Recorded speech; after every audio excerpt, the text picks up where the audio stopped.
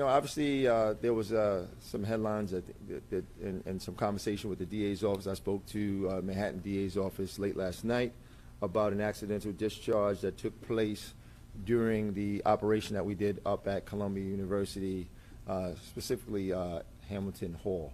So with me today, who will walk us through that accidental discharge, is Chief Valdez. He is the commanding officer of ESU. I'll let him walk us through, how that came about, and then we'll take 4 or 5 questions on the incident, stay on topic, and that's it. All right. So this is Chief Valdez, commanding officer of ESU. Thank you, Commissioner. Good morning, everyone. I am Assistant Chief Carlos Valdez, commanding officer of the Emergency Service Unit. On Tuesday, April 30th, ESU was tasked with breaching, clearing, and securing Hamilton Hall at Columbia University, which at the time was occupied by protesters who had overtaken the building and barricaded themselves inside. This was a large-scale, complex, and dynamic operation designed to both overcome the people inside with minimal physical force, while at the same time containing them to where they were located, eliminating their access to other parts of the building so that arrest teams could move in, place them into custody, and remove them from the building. Our assignment on that evening was to clear their entire building of anyone who was not supposed to be there.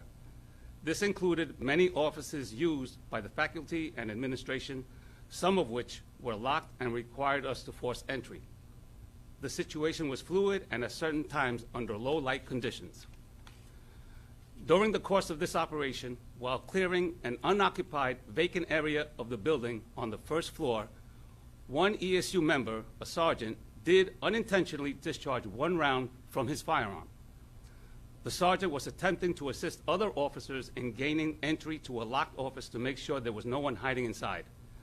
The front of the office consisted of a metal framed door and a large glass, non-transparent window. Gaining access to the office through the window ensured the least amount of damage to the structure as opposed to cutting open the metal door jamb. Once the window was broken, the sergeant attempted to reach through the hole in the glass to unlock the door from the inside. To do this, he transitioned his firearm from his dominant right hand to his non-dominant left hand. When the sergeant transitioned his firearm to his non-dominant hand, he began to use his dominant hand to gain entry through the window, which is when the unintentional discharge occurred. The bullet traveled through the office glass and into the office they were attempted to gain access to. After the firearm discharged, the sergeant immediately assessed his team and ensured that nobody was injured. The team gained access to the office and found that there was nobody inside. In this case, the bullet landed on the floor of the office and didn't travel anywhere else, so it was apparent that it had struck no one. The officer continued with his assignment, as we are trained to do, and notified his supervisor at the first opportunity. At no time were any police officers, members of the public, or any protesters in danger. This was purely unintentional. With that, I would be happy to take any questions that you may have. Linda Schmidt, Box 5. Hi, Chief, thanks so much. First of all, mine is multi-pronged. My question to you. First of all, why would they have the flashlight on the gun? I mean, I understand why they have that piece of equipment, but in this particular situation, why not have just a separate flashlight if they needed a flashlight to go through? That's the first part of it.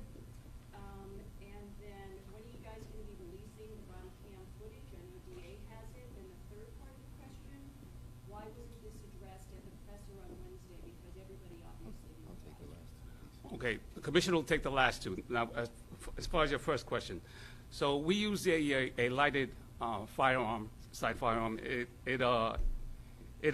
provides illumination to make better decisions under difficult circumstances. So that's why we use our sidearms with illuminating flashlights. If that answers your question. Why not just use a separate flashlight? Well, listen, why not have just a separate flashlight considering that you are going into the car? So every job is different. It is very fluid. This was a very fast-moving pace job that was ongoing.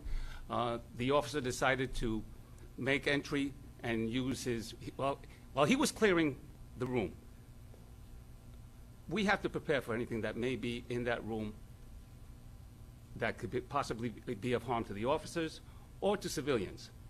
With that, we train our officers to unholster their weapons and clear the room at the same time. We are equipped with those lighted guns, so it frees up our hands in case something else may come up to us. If that answers your question. Yeah. I'm sorry.